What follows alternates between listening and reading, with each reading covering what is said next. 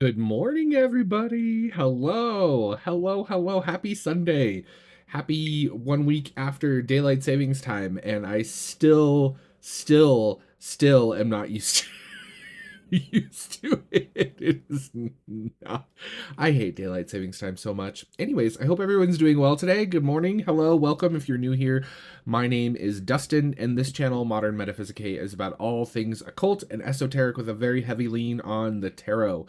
If you are returning, thank you so much for coming back and hanging out. Today, we're going to do another episode of my recent roundups where I share with you all of the things that I have brought into my collection or my practice in the past month or so, which oddly enough was not going to be very big until I got some stuff in. So I was quite surprised by that.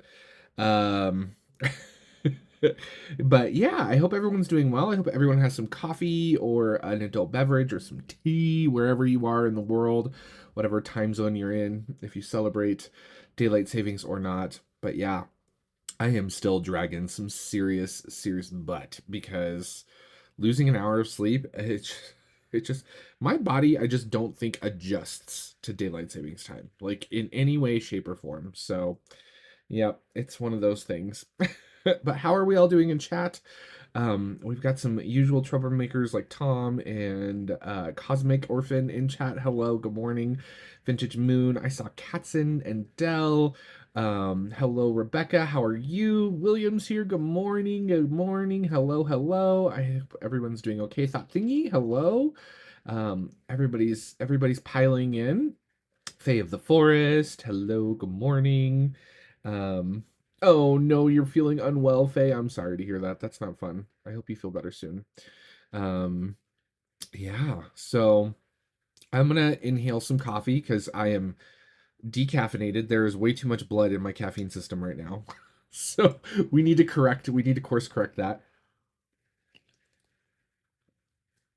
But I have quite a few things to share with you today that I'm pretty excited about. Per the usual, guys, everything that I am sharing with you, if there is a link, there is a link in the description box down below.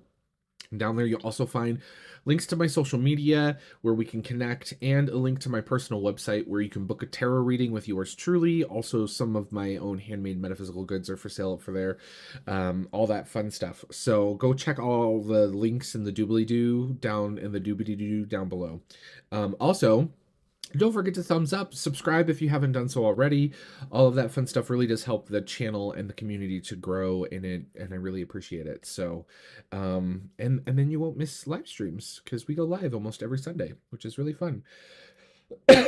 So we're gonna start off with books. I have quite a few books to share with you guys, but speaking of books, um, I swallowed wrong. Oh my goodness. Excuse me. Let me not cough in your ears. Okay, that's better. We are doing kind of a book club thing right now. We are doing another study hall, which is a membership perk. So if you're a part of Scholar Metaphysicae, which is our channel membership program, it's a great way to help support the channel. You can join via the join button down below or click the link next to Scholar Metaphysicae in the description box. We are currently reading The Tarot, Magic, Alchemy, Hermeticism, and Neoplatonism by Robert M. Place. We've been really enjoying it. We are in our kind of second chunk of reading, so it's not too late to join if you're interested.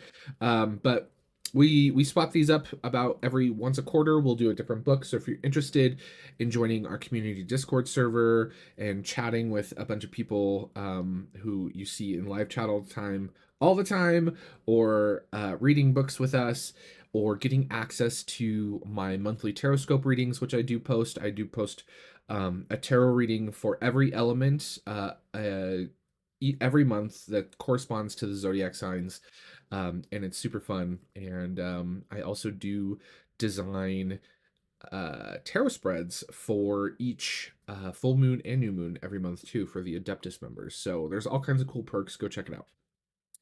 Okay, enough of that. Enough of the self-promotion, as they say. All the commercials are done. Listen, I don't run that many ads on my channel, so you have to look, this is how I make it work. Good morning. Hi, Patrick. Hello, good morning. Fashionably late, I see. It is, yeah, it's a big book, Cosmic. It's a very big, thick book. But we know we like big books. I mean, come on, look at the shelves. I love my new shelves, guys. They're so good. I just love them. I love them so much. I've been like slowly kind of rearranging things and adjusting things to like, make it perfect, but it's great. So, speaking of books, I finally got my hands on, you guys, this beauty. This is the Illustrated Encyclopedia of Traditional Symbols by J.C. Cooper. This book, I do believe that I think you can still get this in terms of, and this is not in the description box. I will add it after the live stream, but I think you can still get it in paperback, but the hardback is out of print. It's been around for ages. It's an old book on symbols in like art and stuff like that, but also covers obviously symbols that we see in the tarot, as they are inextricably connected to artwork, which is really cool. But it gives you the meaning of all of the symbols, which is really wonderful. This is a book that I often referenced in undergrad. I had the paperback version, and it disappeared, and then I forgot about it. I forgot it even existed, and then it popped up on a reel that I was watching about books, of course, and this one popped up, and I was like, oh my gosh, I have to get that book again. And so I found this secondhand copy, and I'm very excited that it's here. I will show you some of the insides. We will swap cameras. Let me move Mr. Robert M. Place here out of the way, and I can move my coffee because you guys probably don't want to look down my coffee cup because that's kind of gross. And as always, guys, if you have questions or comments or anything you specifically want me to see or read, if you do at Modern Metaphysicae, it will highlight it nice and bright on my screen, or you can do like all caps. Sometimes I do miss things, and if I do miss something, feel free to keep reposting. Usually the moderators will then start to make fun of me for not being able to read. All right. So, look at this. Look at this beautiful thing. Oh, it's so beautiful. So, obviously used. Shell is probably Shelley, I'm assuming, is who owned this previously. But it's in great shape. It's not anything crazy in terms of like content. There are some images and stuff like that. But you can see it goes alphabetical, kind of like dictionary style of symbols that you encounter in artwork, right? So circle obviously has a huge chunk of text, as circles are quite significant in terms of symbolism, right? And it kind of works like a thesauri, where if climbing sea ladder, right? Yeah. Here's a 16th century fortune telling book indicating how with 3 dice an individual's fate can be discovered. Oh, interesting. It's in, I think it's in, is it in French? I think it's in French. But yeah, it's a cool little book. Dogs, dragons, right? So when people often, we're all blurry. No.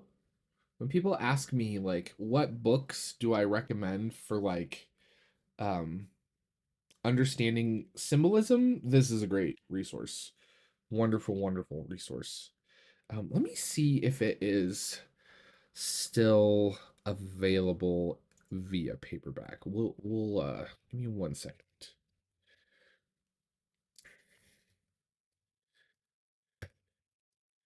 Uh, Encyclopedia of Traditional Symbols.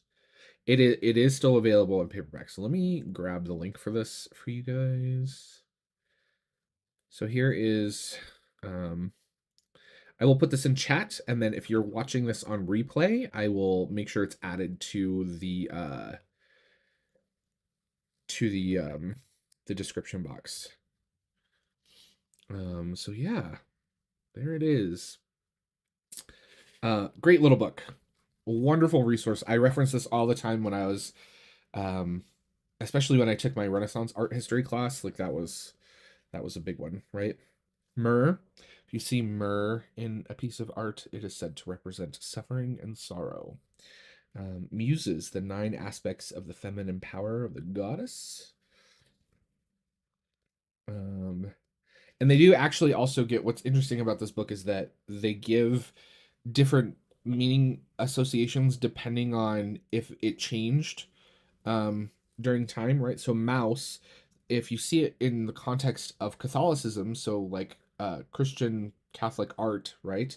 The powers of darkness, incessant movement, senseless agitation, turbulence, in terms of like general like Christianity. So like newer artwork, the devil, the devourer, the mouse depicted as gnawing at the root of the tree of life. In Greco-Roman times, it was representative of an attribute of Zeus and Apollo. And then in Hebrew art, mice represent hypocrisy and duplicity, right? So it's kind of cool. It gives you some different context and things like that. So here's our tree of life. We have a big chunk on the serpent, of course, um, which goes on 4 pages. Stag, staff. But yeah, it's a really cool book. Highly recommend. Get you a copy now. um, you know me, I had to get the hardcover. If it comes in hardcover, we got it. And it is actually the original publisher was Thames and Hudson. Funny enough. Look at that, Tom. This edition is from, let's look.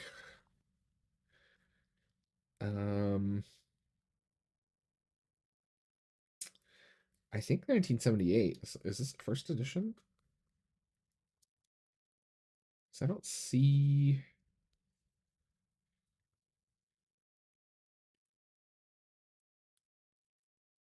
Printed and bound in Great Britain. Uh, First published in the USA in 1979 by Thames and Hudson. Copyright 1978. So, beautiful book. Highly recommend. Very cool. Okay. A couple new books that I got that I'm not familiar with, haven't read. This is just stuff that I want to read that I've brought into my collection. The first being this beautiful book by our dearest T. Susan Chang, who is a legend in the tarot community. This is 4 stories, an elemental approach to the tarot.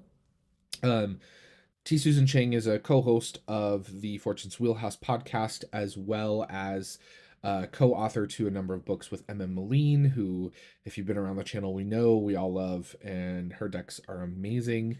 I love T. Susan Chang's perspective on a lot of different things, and I'm really interested to actually dig through this book. It doesn't seem like a huge read. It's let's see, if you don't include the index, it's about 200 pages, so it's, it's maybe a day or two. Um, but yeah, I'm very, very, very excited to get into this, right? Um, so yeah, a new book from T. Susan Chang. Has anyone read this in chat? Or if you've read this and you're watching it on replay, let me know what you think about it because I'm very excited about this. And I love my approach to tarot has always been very elemental. In fact, my monthly tarot scope readings that I do for the channel members. So I do 4 videos, one for each element, and the spread that I use is also elementally based. So each card representing a different element, which represents something that correlates with tarot, right? So the Earth position represents what people need to how people need to ground in the month.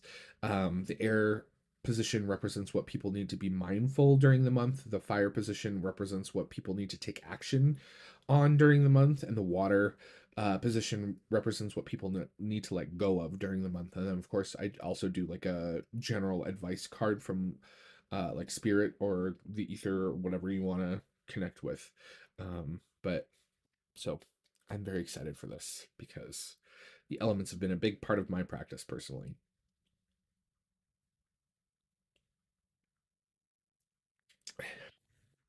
Yeah, her Deccan book is really wonderful. Um, let's see. Yeah, she did 36 Secrets, a Decanic Journey, The Living Tarot, connecting the cards in everyday life for better readings, tarot correspondences, of course, with M.M. Moline. Oh no, no, no, that's the big table book, which is like a reference book. Fortune's Wheelhouse with M.M. Moline and Tarot Deciphered, um, which is a great little thing. So yeah, 4 stories. Go check it out. So there is that. This book, this next book, this was brought to my attention in the Discord server. Tom, I believe, Tom, you were the one that posted about this, right? If it's been a while. Um, the Book of Enoch revealed the wicked watchers, Metatron, and the fruits of forbidden knowledge. This is an academic kind of perspective. This is not like a esoteric kind of um, book. It's esoteric in the sense that it deals with the Book of Enoch, which is one of the Apocrypha. I've always been fascinated by the Book of Enoch and the Apocrypha specifically. Like, who wouldn't be, right? Like the Bible being what it is, there's a bunch of stuff that they chose to exclude from it. And so me, especially at a younger age, was always like, well, what did they choose to exclude and why did they choose to exclude it? And the Book of Enoch is one of the books in that collection. And so yeah, this looks really fascinating. I'm very, very interested in checking this one out. Again, it is an academic perspective. Um, so, said to have been written by the first prophet Enoch, the great grandfather of Noah. The Book of Enoch disappeared for many centuries, except for one place, the Bible of the Ethiopian Orthodox Church, which held the book as canonical, which is really interesting. The Ethiopian Church is a fascinating topic. Revealing the profound influences of the Book of Enoch on the world through uh, on world thought over the past 2,000 years. The author, Tobias Churchton, I believe is how you pronounce it, investigates the entire history of the Book of Enoch and its important esoteric offshoots, including the latter two, Enoch, the Slavic, and the Book of Secrets of Enoch, and the so-called Hebrew Book of Enoch, which he calls 3 Enoch. He explains how Enoch was taken to heaven, where he received personal instruction from God, and examines an in-depth Enoch's full story of the Watchers, the fallen angels who came to Earth and shared corrupting, forbidden knowledge. He explains how the book was a vital component of the Second Temple, et cetera, et cetera. And it goes on and on. So yeah, this one looks really interesting. Enoch has always fascinated me. So yeah, yeah. Where is our little resident Gnostic obsessed person? So Where's she at? Where's she hiding? We missed her. Lexi, come back. Okay. And then last, but certainly not least, so Patrick, this one's for you, because you've talked about it multiple times, and I actually have not made my way through this text. This text has been, I've heard it described as divisive, to say the least, right? And I've heard that this is quite the controversial text in the kind of esoteric tarot sphere. This text itself has been out for some time.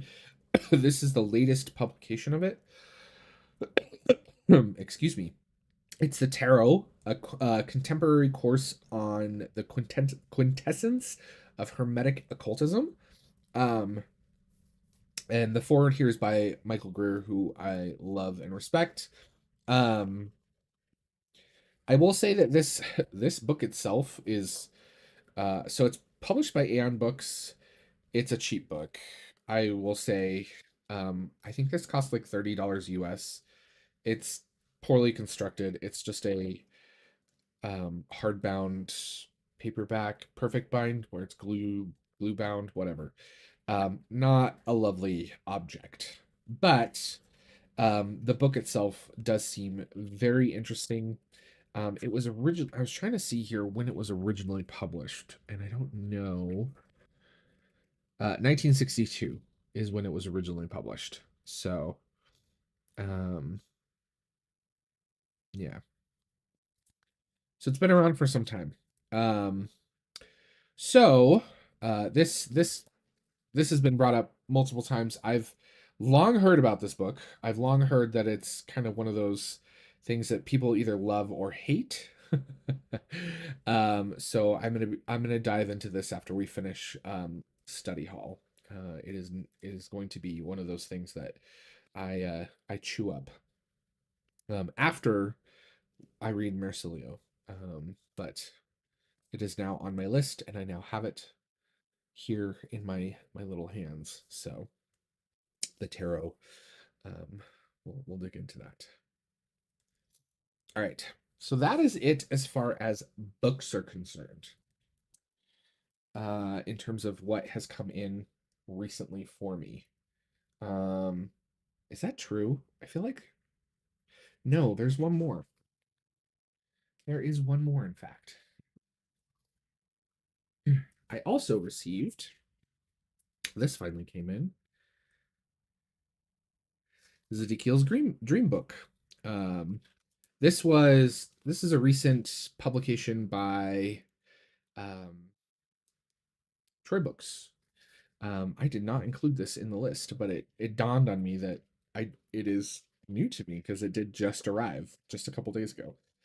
This, much like the Symbols book, is kind of a reference book for your dreams, which is interesting because we were talking about in the Discord server. We were having someone mentioned there's this kind of conversation around phones not appearing in dreams. Some people have said that they've seen their phone in their dreams, where others, like myself, I don't ever recall ever seeing my phone in a dream ever.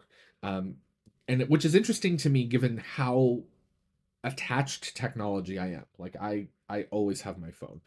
Um, but this one is very much like again a kind of referenced text where you can crack it open and you can there's some information about like dream interpretation and stuff, but you can come in here and you can look at like ink, right? So to dream that you're using ink denotes prosperity in business. If you spill it and dirty your hands, it denotes that your correspondence will not be successful, whether in trade or in love. You must expect an unfavorable answer, which I think is just really like it's just so cool because like you don't, a lot of people I'm always fascinated by the people who are like, oh, I dreamt about this thing, and it's like, oh, well, it meant that thing, right? And it's like, where does that come from?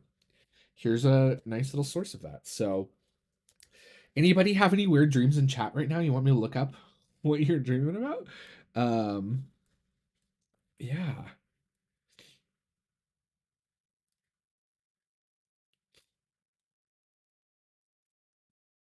The book about Jamie, the book you're talking about in chat right now, the Book of Rebuilding Society, that's like more of a coffee table for fun book. I have seen that though.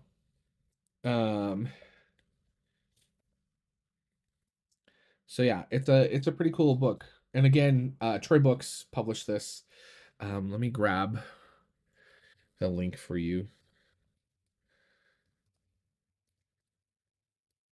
Oops, I can't type.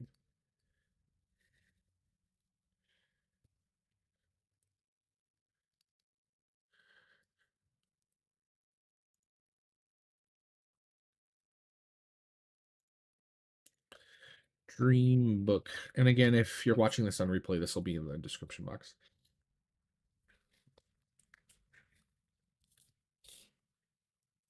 So yeah.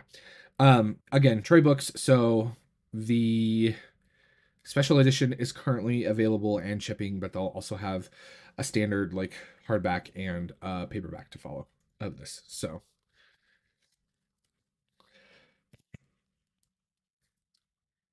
Troy Books is amazing. I love all their stuff. Um, there's even if you dream about dominoes, not the pizza, guys, not the pizza, but the like the domino tiles. Um, I think it's so cool. Or dice, matrimony, numbers. If you dream about specific numbers. Oh no, this is prognostication by moles. It is necessary to know the size of the mole, its color, whether round, oblong, or angular, because each will add or diminish the force of the indication. The larger the mole, the greater the prosperity or adversity of the person. The smaller the mole, the less his good or evil fate. If it is round, it indicates good. If it is oblong, a moderate share of fortune events. If it is angular, a mix of good and evil. The deeper the color, the more it announces favor or disgrace. The lighter, the less of either.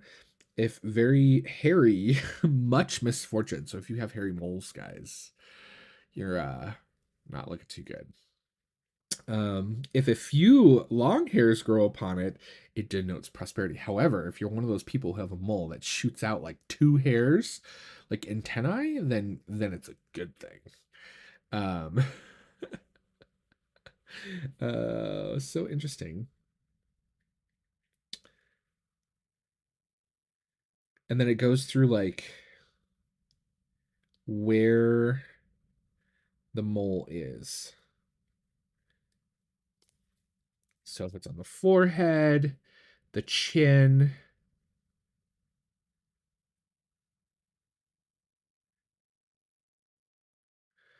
So I have a mole. I have a mole. Where is it? I can't even. It's over here, right? Yeah, right there. It's right there. Can you see it? Right here. I have a mole right here. It's round. A mole on the side of the neck, which I would say that's the side of my neck, right? Shows that the person will narrowly escape suffocation. Which I have had a near death experience, not specifically by suffocation, but it did happen. Um, but will afterwards rise to great consideration by an unexpected legacy or inheritance. I'm waiting on that. Um, yeah, I just love I love this kind of stuff. I eat it up. I think it's just fascinating. So there's the dream book, and then there's a second book basically in here, um, which is the popular fortune teller. Which in this it includes a bunch of other stuff. So there's a whole section on astrology and yeah, palmistry is covered in here. By the way, what am I doing? I can show it to you here. So yeah, cool little book. Okay, now that's actually it for books. Okay. So let's talk about decks. So I had a few decks come in um via Kickstarter. I want to make sure I have the right ones because these are two different um publishers. So not this one and not this one, but also This one. Okay. So I got these three decks. They also came with this beautiful card holder, just like a crystalline card holder. Which is cool. So we'll put that up there. So these came, I backed the Emerald Papyrus Tarot on Kickstarter, and I backed it to where I got a couple of the other decks that this creator has created. So we'll start with Desert Rites first. So, interesting box design. It's like a little slip out tray situation, which I think is cool.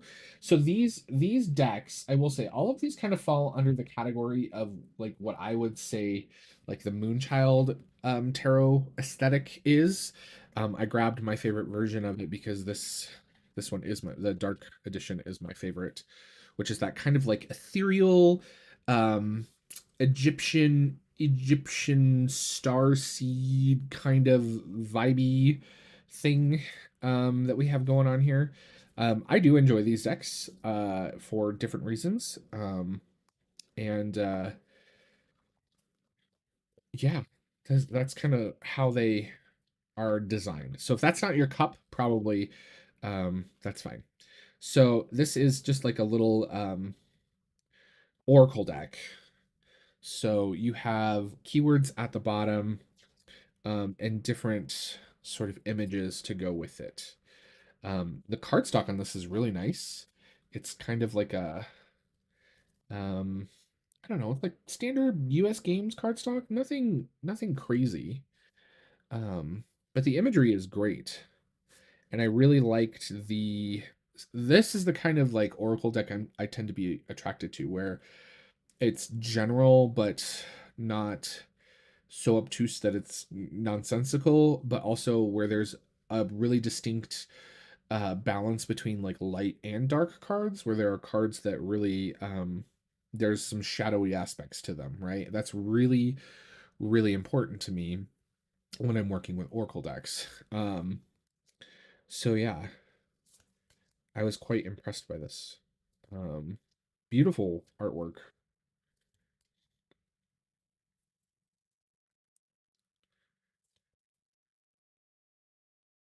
Establishing personal boundaries. Yeah, this is the Desert Rites Oracle. And again, these are linked in the description box down below if you're looking to pick them up. They are still in print. Um, there is a link down there.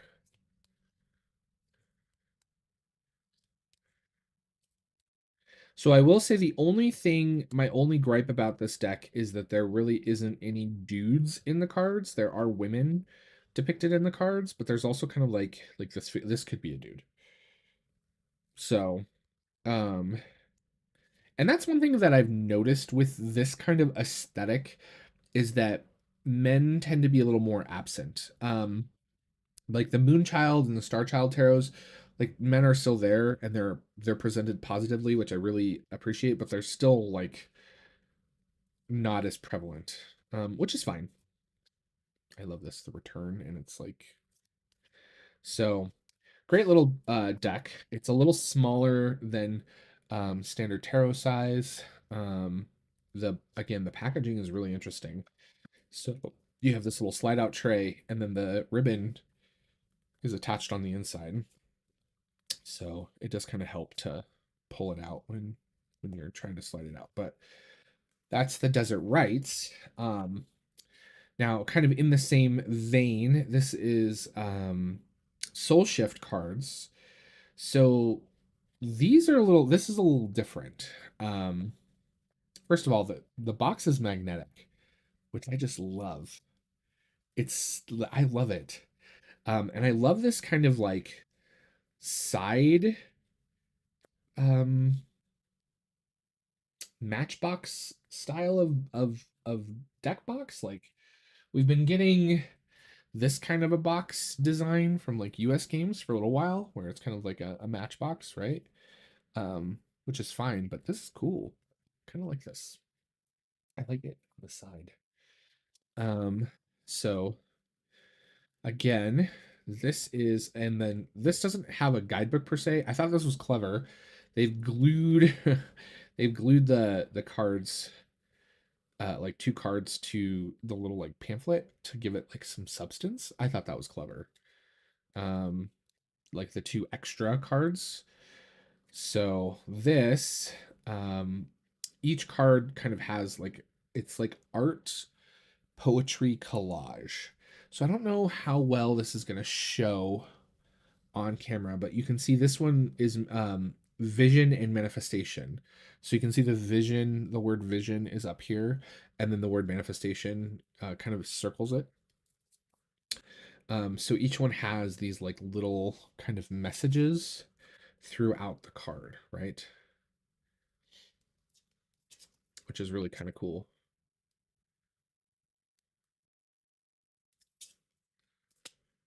Duality. Balance is a fundamental aspect of life.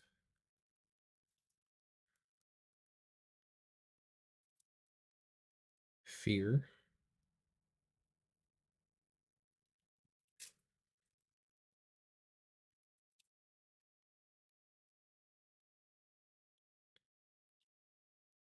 So these are all really cool because there were some, like, not all of these, they seem a little woo. This one's the breathe card. It's so subtle. Let me see if I can we focus? Focus on the card. Focus on the card. Come on.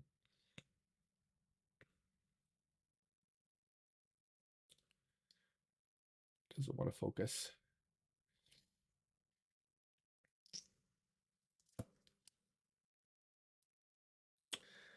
This is offerings.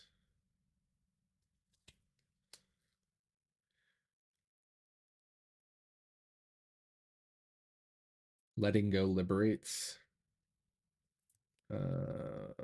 So yeah, there's all kinds of different. Some of them are really light, and some of them are really dark. And that to me is like, nothing lasts forever, and it's an eclipse. That's kind of what I liked the most about this.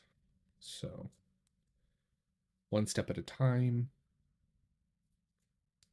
Yeah, rip wipe out. It's back. It's back. So, really, really cool. I'm open to taking another pathway. Um, I overcome obstacles as a scorpion in the desert. Really, really kind of cool concept in terms of the messages, the design. I really kind of really liked that. So there is that. And it seems like there's going to be more of these to come. And again, these are all by I forget what the company is called. But yeah. Levitate. Levitate Co. is the company. So there's those two, Soul Shift. And then this was kind of one of their latest creations, which was the Emerald Papyrus. Now this is a tarot deck. Comes with a nice little guidebook in this big old box. Um, this one I've not worked with. I kind of shuffled through it, kind of had a knee-jerk reaction to it, and whenever that happens, I'm like, put it away and just let it sit for a little bit, right? Hi, trio. Oh, knee replacement surgery. Oh my goodness. I hope you're doing okay. Um, make sure you do your physical therapy. My dad went through knee replacement. Don't slack on the physical therapy. So this was the Kickstarter that they recently did. So the box is interesting. It's kind of one of these situations, a box inside of a box, which I'm not overly fan. That's just a lot of packaging waste. Um, I don't know. This was a little like kind of okay. It's just weird. The cards are really nice. So it's very Egyptian themed, obviously. Um, Beautiful artwork. It has gold foil embossing. Of course, the magician here we have Thoth, or Thoth, however you want to say it. Um, I love the major arcanas. I think they're great. Hierophant, the Lovers, Chariot, Strength, Hermit, Wheel of Fortune, Justice, Hangman, Death, Temperance, the Devil, Tower, Star, Moon, Sun, Judgment, which has Ma'at, the World. And then each suit um, corresponds to kind of the tarot, the standard tarot suit. So you have wings, um, vessels, obviously cups, um, discs, which are obviously coins, pentacles, and then you have columns, right? So wings are swords, columns are wands. The minors pretty much follow um, the RWS. Like this is very much a um, Three of Swords kind of situation. But the thing that kind of knee jerked me was the court. So the courts have it's a completely different court system. So you have the oracle, you have the queen, you have the priestess and the goddess. So there's no male representation in the courts. Which, had I known this, I did not know this was the case when I backed this project. I don't know if it. I don't even remember if it was disclosed, but I will say that threw me, and I was like, ugh. Because being a dude, I like to have dudes represented in my deck. So this kind of threw me, one because it's a non-traditional court system, which I'm not usually overly fond of, but two, also because there's no male representation. I guess one could argue that the oracle could be a dude, right? But that being said, it definitely did throw me. So I'm I'm unsure if this will be a deck that sticks around. It's very rare that this happens. But I was probably really busy when I backed this. But again, my initial knee-jerk reaction was, but then I was like, okay, well, maybe there's something here for me to learn. So I haven't dove into the guidebook. Again, I've had this for like 2 days. I haven't dove into the guidebook quite yet. So I'm gonna see kind of what the guidebook has to say. Maybe there's something really interesting there that tickles my brain, and it becomes something that I use for a very specific reason. Which is how I approach my collection and my deck. It is not dudeless. Again, there's male representation in the majors, and kind of in the minors too. There's some men represented, just not in the courts. So yeah, I love this artwork and the aesthetic and the theme and things like that. It's just, I don't know. I like to see men represented in decks. And look, I get it, ladies. I get why, you know, F the patriarchy. I get it. I totally get it, right? But for me, being a dude, I like to have dude representation. And that's just me. That's just my opinion. Um, Nothing wrong with that. It's a beautiful deck. I love the design. The backs are wonderful. Um, I love the foil stamping and things like that. So, um,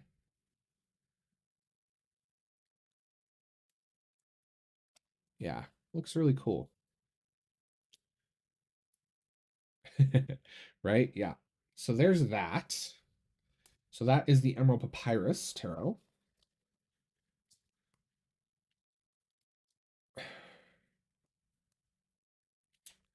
You ordered the Dream of the Nile. Is that,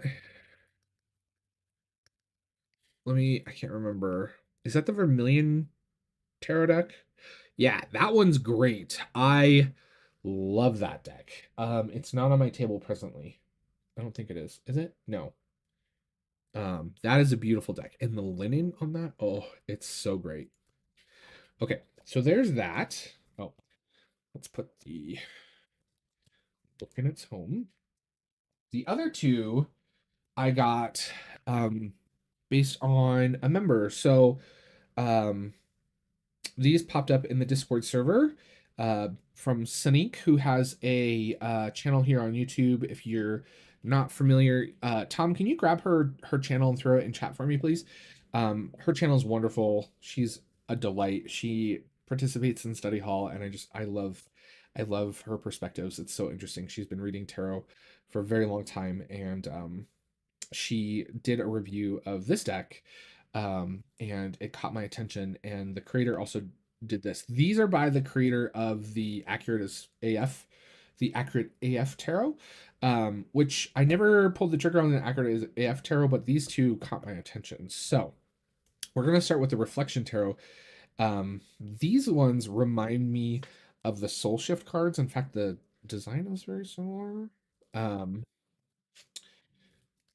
but they're kind of the same idea in terms of very kind of simple card design with messages on them. Acceptance and growth, discomfort and contrast, and in the middle is wisdom. Little Venn diagram, zoom out. And again, there's a good mixture of both sort of positive and kind of serious negative kind of cards in here. I love this yin yang. The pendulum swing manifests in everything. Stay in your lane. Taking care of yourself is also productive. So yeah, beautiful, beautiful, beautiful little deck. You are allowed to outgrow people. There's tons of great little messages in here.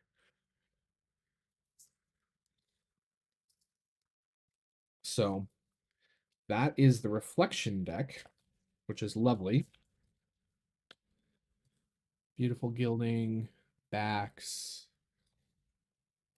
So I'm excited to play around with that. And then the deck that really interested me was this. This is called Glyph, Sacred Symbols Oracle. So yeah, this one's really interesting. First of all, it's like a kind of egg shape deck. Here's the guidebook. But in here, there's a bunch of different symbols. So this is card 50. It's Hope. Beautiful deck. It has, as you can see, it has some foiling on it. This is Transition. Conflict, Elevation. The Labyrinth is Journey. Serpent represents transformation. So each one has kind of like a number, an image, what the image symbol is. So this is column, right? Stability. And I really liked all of the keywords on this, right? And the fun thing, the thing that made me pull the trigger on this, where is it? 13, 13. So 13 is card 13 has horseshoes, right? And the keyword is fortune. And the reason why this really struck me was because 13 typically in terms of numerology is not considered to be a lucky number, specifically because of the infamous Friday the 13th, in which the Knights Templar were massacred effectively, which I think is interesting. And it's interesting because the number 13 has often followed me around in life and has been a very fortunate thing. I grew up in a house on a street, which was house number 13. When my parents moved when I was young, we moved to a new house, and the address didn't have 13 in it, but in the division of land, the lot number was lot 13, which I thought was really interesting. We often would go on vacations, and whenever we would go on vacation, it literally became a joke in the family because we would always get a room with the number 13, right? It'd be like, 2013 or, 213 or whatever the situation was. So 13 is a number that's kind of followed me through life, and has always kind of been a lucky number for like myself and my family. So was like, well, I have to have this, right? The 13th card is the fortune card. Like that I have to own this deck because of that. So yeah, it's a beautiful little deck. Um I love it. Great little, out of all of the kind of like decks in this category that I got, this one is definitely my favorite. Flower of Life, Scales, Owl, Crown, Sovereignty. The imagery is beautiful. The cards are gorgeous. Um, yeah, I really like it. Dice, Chance, Ouroboros, Ankh, which I wore my Ankh today in theme of today's decks. Pyramid. What is this? Oh, Shenring Protection. So yeah, love it. Love it, love it. Beautiful gilding. This is very soft matte gold. The backs are lovely. So yeah, that's the Glyph deck. Sacred Symbols and Sacred Symbol Oracle. So yeah, those are all the decks that I got. All kind of in the same family of theme and imagery, and which was kind of interesting. And they all kind of came at once. I think I when I in the Discord server we have this channel which is called Mail Call, where people like share what they've kind of just got, they're excited about. And I posted like a little picture of all of those together, and Tom was like, "When it rains, it pours." And I was like, "Yes, that is accurate." Um, yeah, everyone's talking about 13 right now. You had a friend that lived at 1313 13th Street. That's a cool address. That's cool. Um, yeah, it's interesting. Numbers have always kind of followed me in terms of like my phone number ends in 777, right? My like there's all kinds of interesting little like things about my life where numbers have kind of always cropped up, and I've always noticed them, right? I've always noticed like 11:11 on the clock, or 4:44, things like that. Um, those numerology has kind of always been something that's fascinated me. So yeah, so that's it as far as all my new things, you guys, which is good because we're like right at an hour. I don't know how I managed to do this because I thought for sure today I was like, we're gonna go over because I have a lot of things to share with everybody. Is there anything that I shared today that anybody thinks is like really excited about, or that you've already put in your cart? Did I influence anyone? I think I saw someone say adding to cart earlier. It made me chuckle. These are just all stuff that I enjoy. None of this is sponsored. This is all things that I've bought with my own money, um, that I've wanted to share.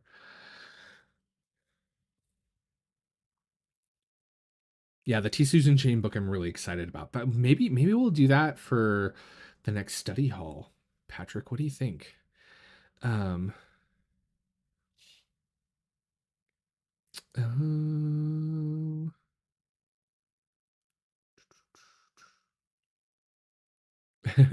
Laura's like, I gotta rewatch.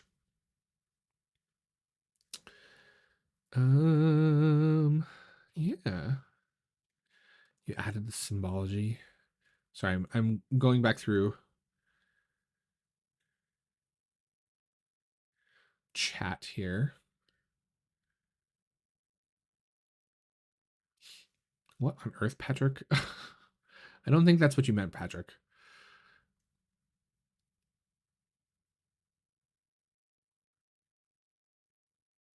Um,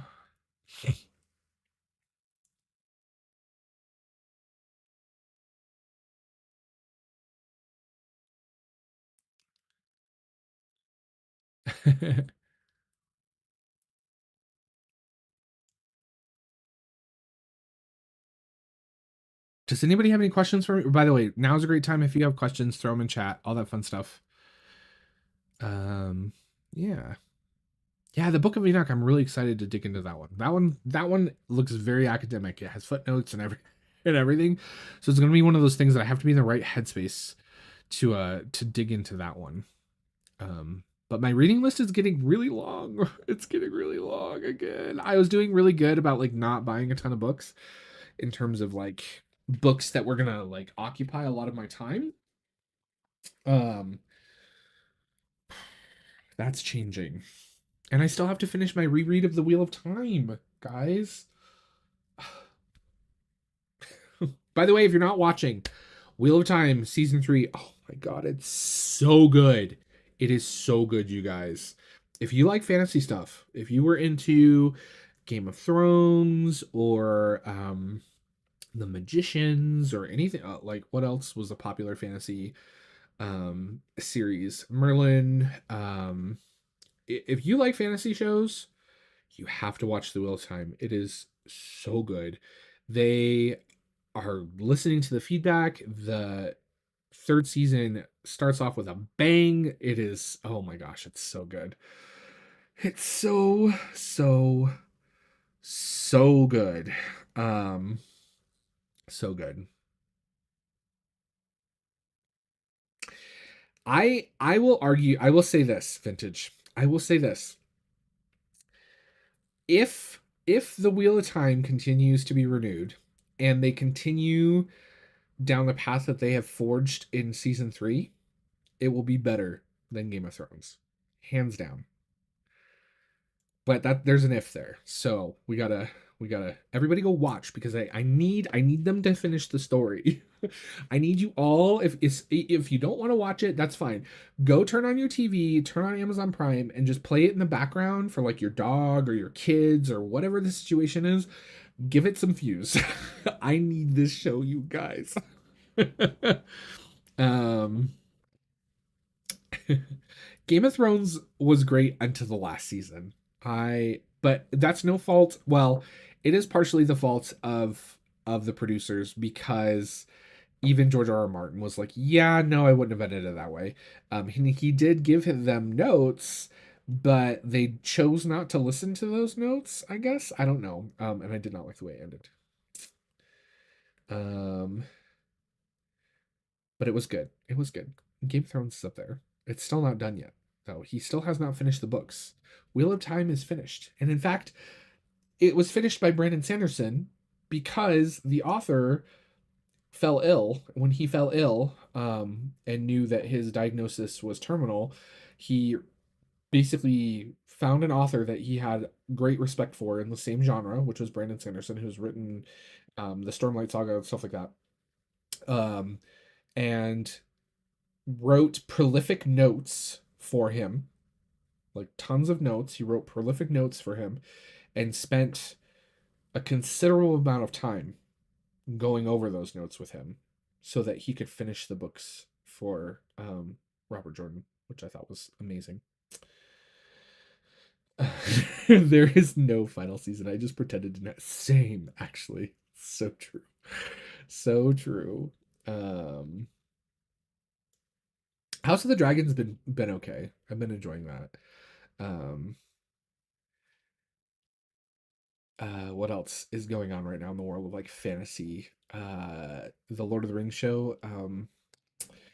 That one's, I don't know. Eh, I'm not I'm not overly there's a lot of choices in that one I'm not a huge fan of. But yeah. You just rewatched the whole thing. Nice. Very nice.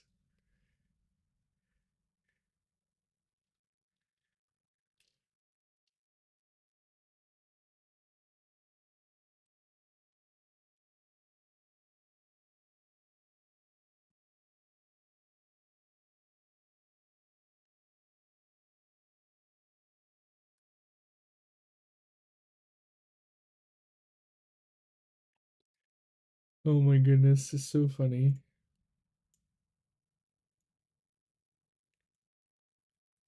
Any other questions or anything in chat?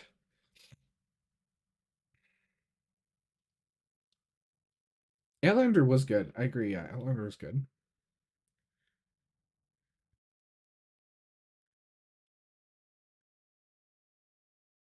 All right, friends. Let's get things wrapped up. Thank you, as always, for coming and hanging out with me. If you're watching this on replay, drop some comments down below. Let me know what caught your interest of the things that I shared today. As always, don't forget to thumbs up, subscribe if you haven't done so already, all that fun stuff. Thank you for coming and hanging out and chatting and checking things out. There will be no live stream next Sunday, but we will have study hall for members. So keep an eye on Discord for all of that information to get posted there. Wow. We are, man, we are like, actually, no. There will be no live stream and no study hall next weekend. Study hall is on the 30th. Correction. Study hall is on the 30th.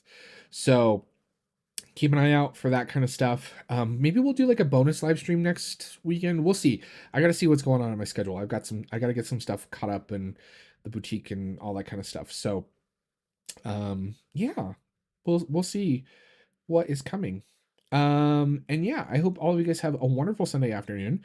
And, as I always say, never forget that everyone out there is fighting a battle that you know nothing about. So be kind.